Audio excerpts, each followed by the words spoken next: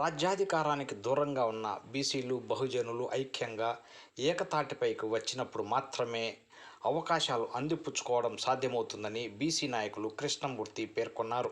మదనపల్లికి విచ్చేసిన న్యాయవాది బహుజన యువసేన రాష్ట్ర అధ్యక్షులకు ఘనంగా స్వాగతం పలికారు. అలాగే వారి పర్యటనకు సంఘీభావం తెలుపుతూ సమస్యల సాధన కోసం వారితో పయనిస్తామన్నారు. అందరికీ నమస్కారం.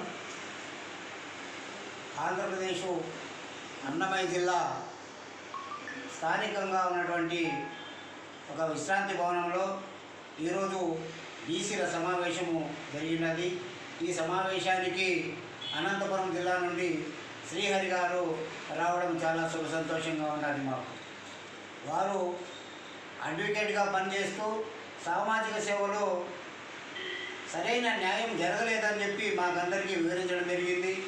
అదే కాకుండా భారతదేశంలో రాజ్యాంగం అందరికీ సమానమేంటని చెప్పని మన భారత రాజ్యాంగ నిర్మాత డాక్టర్ బిఆర్ అంబేద్కర్ గారు చేసినటువంటి రాజ్యాంగంలో ఇప్పుడున్నటువంటి ప్రభుత్వాలు 2-3 కులాలు సామాజిక వర్గాలే తప్ప బడుగు బలహీన వర్గాలకు గిందిస్తాయే నాయకులు ఎదిగేదానికి వాళ్ళు ఎవరు ఆస్కారం ఇవ్వలేదని చెప్పి ఈ సందర్భంగా మేమందరం కలిసి మాట్లాడుకోవడం జరిగింది.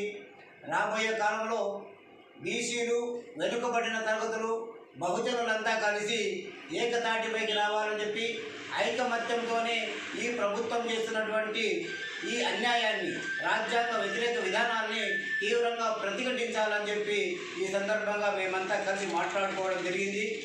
భవిష్యత్తులో కొన్ని సామాజిక వర్గాలు ఇంతవరకు కూడా పార్లమెంటుకు అసెంబ్లీకి పోలేని పరిస్థితి కూడా ఉన్నారు.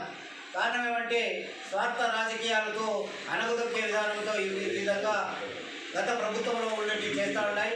78 సంవత్సరాల రాజ్యాంగంలో ఇంకా కూడా మనము రాజ్యాంగ విలువలకు కాపాడుకోలేకుండా మనమంతా కలిసి ప్రభుత్వాన్ని నిలదీసే టైం ముందుకు రావాలని చెప్పి, రాజ్యాంగంలో మేమెంతో మాకంతా అని చెప్పి ఇప్పుడు కులగణనలో జనగణనలో కులగణన కూడా చేస్తామని చెప్పారు.